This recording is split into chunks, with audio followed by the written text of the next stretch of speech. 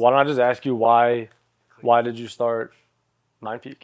I would say that as a formality, I started it because it was what I was already doing, and I knew I wanted to have my own business, and I kind of envisioned that being that, and so I incorporated it and just kept doing what I was doing as a business. But for me, the fulfillment of helping other people and also the challenge of figuring out what drives people and how to tap into that and help push them forward and challenge them a little bit and focus in on all these other things that I've studied within psychology and performance and leadership, wanting to be able to do that as a profession or a lifestyle or support system for myself. And that's why I felt like I needed to start it. And it felt a lot in alignment with, it showed through in everything that I did as a basketball trainer, as even working in my family business or working, in our real estate and stuff like that, having a lot of thoughts about, well, what's a better system? What's a better way to do this or that or the other thing? How can I either physically, ergonomically set myself up to perform more efficiently, or how can I reframe different processes so that I can be more efficient with it, or stuff like that. But yeah, ultimately just started it because it's something I knew I always wanted to do. And yeah. Do you help people become more efficient or optimize, or what exactly do you do with your clients? Yeah. So through my coaching clients, whether it's one-on-one or group, but predominantly one-on-one coaching clients, it's all about building out systems, processes, routines, habits to make you more efficient, different ways to reframe your mind or even rewire your brain in ways that it's not used to operating, to become the person that's capable of achieving the goals that people want to achieve. So through the coaching process, it's more of a transformative process of a few things. I have a few different pillars and a few different programs, but what I like to call my self-actualization program or my accelerator program, it's a few different pillars broken down into roles, vision, values, goals, and then something that feeds into all those things are the ideas of idealization, of just thinking about the things that you want and being really clear on that, putting it out on paper, just like writing out every little thing that you could possibly want, making a clear picture about it.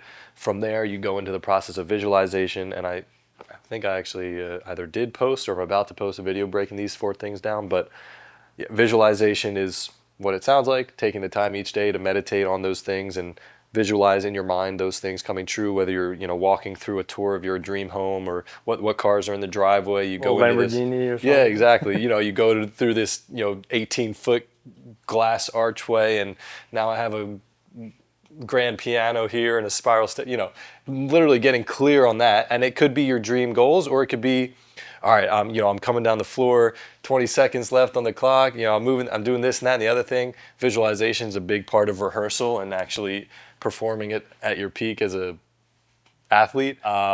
Visualization is what it sounds like. And, from there you go through the steps of, materialization, and that's taking the actions each day to do the things that you set out to do. And to get you closer to the visualization you just had? Yeah. Towards your goal? Okay. Yeah. So before materialization is actualization, or the idea of really affirming the things that you want, stating them in the present and stating them as if they are actual things. So This is manifesting?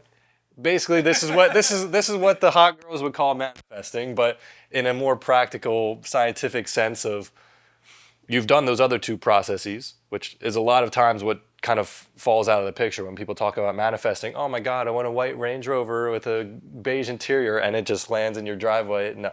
So That's not how it works. No, that's not how it works, unfortunately. So unless you find a nice sugar daddy around here, there's plenty. But I guess that's how it works for some people. But yeah, so actualization and really putting into existence within your mind that the things that you want are within reach, because you are a super ambitious, driven person. You are someone that does X, Y, or Z to achieve this goal because it's part of who you are. Tie it to your identity. That last step of materialization is just putting in the action and effort to do the things that lead you to that end goal. So a lot of times it's important to set that end goal and work backwards to refine those steps. But yeah, that's a big part of my MindPeak accelerator program kind of thing, is being so crystal clear on those things that each and every week we jump on calls. It's like, boom, all right, this past week, what did we cover? Perfect. Action items, moving on. This, like, it's just so crystal clear. And that kind of leads me in, I guess I'm just flowing at this point. That is what leads to discipline and motivation, is clarity. Because from clarity, these are things that I've repeated so many times at this point. From clarity comes confidence. You become really clear on what you need to achieve. Now you know how to put in that effort. Of course, with the precedence of having the skill to do so, you use that skill towards the actions that you want to achieve, and you become more confident through that feedback loop of, okay, I set out to do this hard thing, I did it, now I know I can do it, let's set another thing and let's do that again. So now you build up this confidence cycle. Now you feel more motivated intrinsically because there's that dopamine loop of whenever you complete an assignment or a hard task or whatever the case is, where I'm going with this. And then that leads to discipline because you're more intrinsically motivated. So there's a higher likelihood that you're going to convert on the action day in and day out because you feel that intrinsically that it's what you want to do. And so that manifests as discipline, and and it's just compounds. I like this a lot because as someone who's running an 8-figure company, I've been spending 8 years trying to learn as much as I can. And I only figured out in the last year that I should have started with what you just said. Yeah. Because it's your why, right? Like, it helps you figure out your why and why you do everything you do. And most people don't know that. And I have calls with these like kids that reach out to me from YouTube or Instagram, and they're telling me all these ideas about what they want to do. And the only thing I ask is why. Yeah. And they never have an answer. And if they had the clarity from someone like you or just anyone who helps someone get clear, it makes life a lot easier. And I think we're all missing the ball. I spent years learning. I've read books about sales and marketing and all this stuff. I should have just started with my why. Yeah, absolutely. I mean, all those other things, those skills, sales, marketing, whatever, there's people killing all those things with no fulfillment, just doing it every day. And you start to lose meaning. I find you to naturally be very good at this. What do you think it is about yourself that makes you really good at this? You're very good with people, you read people, you're patient with them, you listen. Where does it come from? Like, what do you think it is that makes you so good at this? A big factor for me, honestly, is the hardship of, hardship, struggles, whatever. Some of the experiences that I've gone through from a social perspective that were like really hard, and just not knowing, why am I being excluded from this? Basically, something I don't share about often is just going through a little bit of middle school, mostly high school, just not feeling accepted within my own friend group, and experiencing a lot of exclusion, a lot of nights alone. When I knew even down the block, all my friends were together, in the same neighborhood, and and a number of other things. And so experiencing that and constantly questioning myself, or questioning, what could it be? How am I acting, doing this thing or the other? Trying to understand that is probably something that's made me a lot more emotionally intelligent and aware of the things that I do, but also what drives other people to do the things that they do. And of course, as a high school kid, I was blind to a few things that I was doing that I later came to find played a role in it. I mean, one thing I knew that was clear: I didn't smoke, I didn't drink, I didn't want to do any of that shit, and I was pretty convicted in that belief. And you could argue a contrarian in that regard. And I'm just always looking to find a new perspective, so I think that leads into a lot of different things. But just always challenging things, not wanting to do what everyone else was doing for the sake of doing it. That led to a lot of the issues. The other thing that I will mention as well, which is one thing that I really stand by, is my communication. And of course that feeds into how you get along with people and how you operate. I am very argumentative. I would say I probably try not to hold that as much as a part of my identity now. It's more of an intellectual challenge for me, of like wanting to push back and find a greater answer and find a greater solution. So I'm a little bit, I am someone that can be a little bit stubborn or argumentative at times when I feel really convicted about something. Again, as an immature high school kid, that turned into me challenging and arguing every little thing, every opportunity I had for that intellectual challenge, but I communicated it in a way that it was just argumentative. And I was that person that you just didn't want to be around, because anything you say, I'm coming in hot, just like pushing back just for the sake of my own enjoyment. But that can be emotionally draining and suck energy out of the room a lot of times. And I didn't quite realize that in the moment. And there was a tipping point where like I just felt so kind of external to the group, even all together. I felt so on the outskirts that it's like I had nothing to lose but to be like a little bit defensive almost and just argue everything, because I already didn't feel like I was welcomed anyway. So maybe there was a little bit of hostility in there deep down that manifested in some way. But that's kind of a long-winded explanation as to why a lot of times now I'm a lot more patient. I'm willing to evaluate every perspective and see the truth in something and be very Socratic with the way that I communicate. Of course, there's maybe a little bit of pushback or argumentativeness or something in there, but it's for the purpose of finding a greater solution or answer. So, I mean, yeah, that's something that I struggled through, literally crying to myself nights alone, wondering, and at that time, that's your entire life. It's like your friends and going out and doing whatever. But yeah, so that was tough, and it forced me to really reflect internally. And but from there, as I was coming out of high school, working within, my team as a high school basketball player, had a great program. I know, LM, another great program, just not as good when I was in school. But, we had a great program, and one of my best friends, my teammate, Xavier Malone in high school, he would spend every day at my crib. Like before practice, we would go back, play 2K, drive over to practice, and like we would just have really great conversations about what he was striving for, and at that time, like Division I is like the holy grail.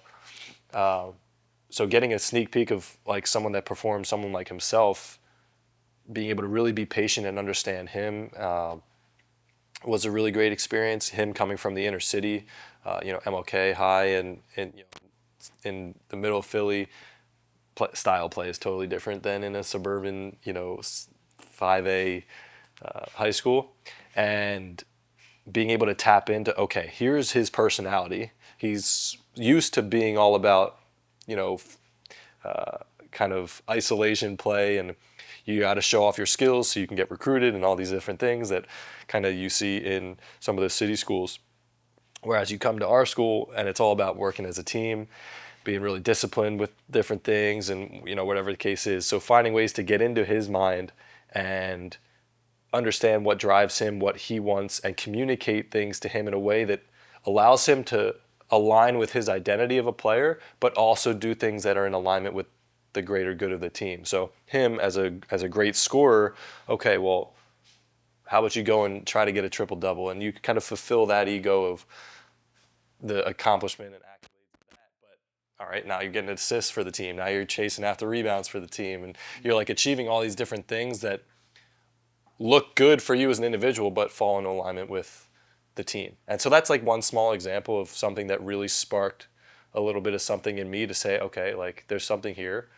I remember it, and he didn't even tell this to me that he was going to have this conversation with anyone, but it was cool to see. And I vividly remember we were playing 2K and we had this conversation where I was like, bro, like we all know you can score 20 a game. Go get a triple-double. And like he's thinking like, oh shit, triple-double, like hell yeah. And I'm there thinking like, all right, assists, rebounds. Now other two people can score, and now we're not relying on him to score and all these other things. And it was like the practice or two later where like we're all in a huddle, and I guess he had gone to my coach, and I remember my coach, Coach D'Onofrio, saying, hey, Xavier, tell everyone what your next goal is. And he was like, yeah, coach, I want to get a triple-double for the team. And like he's sitting there like amped up, ready to just perform. And like that was, I remember it so vividly because that was a time where I was like, damn, like this is kind of like easy. Like I just get to understand what drives people and like kind of give them a little bit of a taste of what might help the greater good. And yeah, so that's just something I remember that gave me a lot of excitement. And then fast forward to college, working at Pitt, Division I ACC school. You got him times 12 to 15 on at practice, and that was just like a bigger taste of true high performers, and a lot of different egos, a lot of different personalities, especially as well with that meshing with all the different egos and personalities of the coaches, which I went through 3 coaching staffs, technically 4 coaching staffs while I was there, 3 head coaches. And that whole combination and experience of understanding what drives them and how to communicate with different people to achieve something that's in alignment with them that also can kind of benefit everyone else was just a great opportunity to play around behind the scenes with all of what I was learning and studying within performance psychology and leadership development and all those other things. So yeah. I didn't know. I mean, we know each other pretty well. I didn't know this, especially the story about the kid in high school. Yeah, that's cool. Nowadays, high ticket sales are just tied to high pressure. It's like this car salesman thing. That's what everybody thinks. But you've figured out a way through basically what you offer at MindPeak to crush it in sales without doing that. So what do you think has allowed you to do that? I think one of the biggest things that I do to help sales professionals that I also do for myself as well is focusing on being emotionally intelligent and taking a client-centered approach toward whatever it is that you're selling, which means taking the extra step to, at a deeper level, understand what are the needs of your client or customer, why is it that they have those specific needs, and what do you offer that can fall into alignment with that. And just being honest, like I always want to try to say that I'll be the first to tell you if there's not a good fit here or whatever it is. So that kind of breaks the wall down a bit.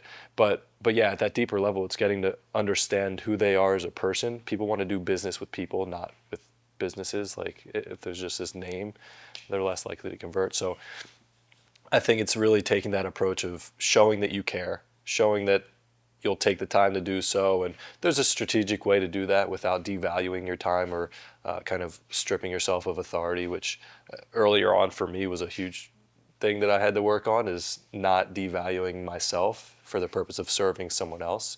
There's a kind of a balance to strike there. So that's number one, being emotionally intelligent and getting to know them on a deeper fundamental level and show that, okay, now I know you and here's my product and this is why it's a good fit. All right, you're not just selling them on, here are the features of my product, buy it, right? And one thing that I would ask you is, on a consumer level, selling toilet paper or paper towels is like, pretty easy. Do you shit? Okay, buy this. But within your business, I feel as though you need to exercise a lot of things that I just talked about. How would you explain that to someone else that doesn't really understand the intricacies of selling to distributors and really needing to understand their needs and know how to manage, one-ply, two-ply needs and all these different things that are moving objects that are moving pieces that you need to fundamentally understand to show that, like, hey, we're in the business of not just selling you raw materials or goods or whatever. We're in the business of helping you figure out your needs and expand on them. And, so maybe explain a little bit about that. What I wish I knew 8 years ago when I started sales was that it's about the relationship. And the mistake that I made was focusing on the money, focusing on the product, focusing on everything other than the relationship. And to your point, how do you drive a deep relationship? That's where emotional intelligence comes in. And that's where I need to listen to what the customer is saying. I need to understand their needs, what makes them tick, what are their interests. And that's how the relationship can start to build. And then someone's buying from you because they like you. All of my competitors have the same product as me. And the reason that my customers buy from me, though, is because of the relationship that we have. And most people that I see drop the ball on that. They don't focus on the relationship. They're worried about getting rich. They're worried about their next Lamborghini if they can get there. And when you worry about the customer and their needs and you ask them more questions than they're asking you, that's where I've seen the most success. So I'm a good example. We've all got the same product, but they're buying from me. Why is that? Let me ask this, because I'm curious, out of all of the kind of self-development and that journey that you've been on, what would you say is like the top one or two psychological principles that you felt have had the most profound impact on, your productivity or performance or success? The biggest three habits that I've developed to help me close at this point multiple 7 and 8 figure deals is one, writing down every single morning the top 2 to 3 things that have to get done that day, non-negotiable. If they don't get done, I don't get closer to my goals. So that's the first one. The second is removing as much emotion as possible from business. I used to get very worked up over deals and losing a deal and all this stuff, but you have to remove yourself from it. The third is solely focusing on the customer's experience. That's it. Because if you get that dialed in, you win the deal. You make the money. You go buy the things you want. But if the customer's experience isn't dialed in, you don't win. So those are the 3 things that in the last even 12 months have made the biggest impact on my business. What is something that you've changed your mind about recently, and why? That is a great question, actually. So there's one that's been sticking out to me a lot recently. In business, I used to think you had to be super buttoned up, professional, almost have a wall up. Your personal life is separate from business. And I think there's some validity to that. But what I've changed my mind on about is that that wasn't fun. And if I'm going to work every day and my employees are going to work every day, I want it to be fun. So I've started to kind of allow my personality to come through, not be so buttoned up. It doesn't need to be suit and tie, and you don't need to know who I am and professional. And it just makes life more enjoyable. And that is really a thing that I've worked on for the last few years. And that's just my philosophy about business. It should be fun. Up until recently, I had a call in the middle of the forest in Slovakia, and I just put it on camera, and I was like, fuck it, they can see it. I don't care. Yeah. Oh, that's cool. I love it. Oh, we're rolling that clip. Yeah. And we're tagging you, buddy. You know who you are. No, I'm just kidding. That's just my philosophy. Like, I don't look down on anybody who runs their Yeah, business of course. in a more buttoned up, like professional manner. But I think there's parts of business that you can be professional in. But then also when it comes to building relationships, you can't just be stiff and have a wall up. You gotta let it down and you let people know who you are. I agree. I agree. How has vulnerability played a role in your growth in those areas? Being vulnerable has allowed me to learn more than I ever could imagined because being vulnerable means I have to admit what I'm not good at. And when I came into business, I'm 21, 22 years old. My head is huge, my ego is huge and inflated, which meant I wasn't learning anything. So I had a friend who was in my life for a few years. He's still alive. He's just not my friend anymore. And he taught me vulnerability because that's how he operated in business, and it changed everything for me. And it's okay to be around other successful people, and I don't need to have my chest out and make them think I'm further along than I'm not. It's actually better to just be whatever position I'm in and be open about it and then learn from other people. And I think that when you don't do that, you close yourself off to knowledge and experience that other people have, and you're missing out. What tools have you used, or what have you done to become better at setting boundaries for yourself and for your time? The number one thing that has allowed me to be as productive as possible is to set boundaries professionally and personally. Personally just means explaining to your girlfriend that this is the time frame that I work. Explaining to your parents, I'm not available during these hours because whatever. It's just letting them know and getting on the same page and expectations. And then business wise, it's the same thing. I tell my employees, like, we're out filming this right now. I'm not available after 3 o'clock. If you have an emergency, call me twice. If not, it just waits. And as an entrepreneur, you need to worry about your employees and your customers. But if you're not putting yourself first, then you're never going to be the best version of yourself to help your employees and help your customers. So what I mean by that is if you don't set the boundary and you let people bother you all day, you're never going to be the best version of yourself. So I just know my number one goal is to build a big business. It's not going to happen if I'm not in my A game, and I'm on my A game when people aren't annoying me all day. So it just is what it is, and I just tell them. What legacy do you want to leave behind, both personally and professionally, and what does that mean to you? To be honest, I haven't spent a ton of time thinking about a legacy I want to leave behind. I know that it's meaningful to me to be remembered as a great business person, or to at least impact the world as a great business person, even if people don't know. Outside of that, I don't have something for you. I don't. I'm focused in this business. I'm focused on fulfilling my dad's dreams more than my own legacy. So maybe that's why I don't think about my own as much. What What would you say? Can you recall like the most authentic piece of advice that you've gotten from someone? When I was 21 and first started working, the best piece of advice I've gotten, and I don't remember advice from anybody, was if you don't come into business to play this sport every day and you're not ready to play, you've already lost. Business is a sport. You've got to come to play. When you play, you have fun. That's what it's about. Larry Wilson told me that. Who? When I got into business, this older gentleman, was talking to me. I'm like the new guy in the industry, and he said, make sure when you come every day, you come to play. And he said, this is a sport. We're all here to play, and if you're not coming to play every day, you've already lost. Yeah, in work-life balance. Why don't you believe in work-life balance? I think there's a difference between balance and harmony. I believe in work-life harmony. What does that mean? Balance indicates a center line, and you can pivot to one or the other. Like a balance beam. Harmony indicates that it's intertwined into a harmonious relationship, and they feed off of one another. And so they're constantly working in conjunction rather than against each other. So I think that anyone that's trying to find balance, that's totally fine. If you're someone that works a 9 to 5 that you're not passionate about and you just do it for the paycheck and you go home and you try to recharge and you look forward to the weekends and then you regret, have the Sunday scaries. That's not how I want to live. That's why I'm an entrepreneur. That's why I'm willing to put more time into intertwining my life into business and relationships and everything. I mean, yeah. So, I mean, if you're a creative professional, entrepreneur, executive that feels like you struggle with work-life balance, stop looking for balance and start to find ways where everything can feed into one another. So for anyone watching, obviously, I want to thank my guy, Jake Berk, for the conversation and always being a great resource and friend to me. And I try to do the same as well, but appreciate it, brother. This is awesome. Yes, sir. Let's get it. All right. Many more to come.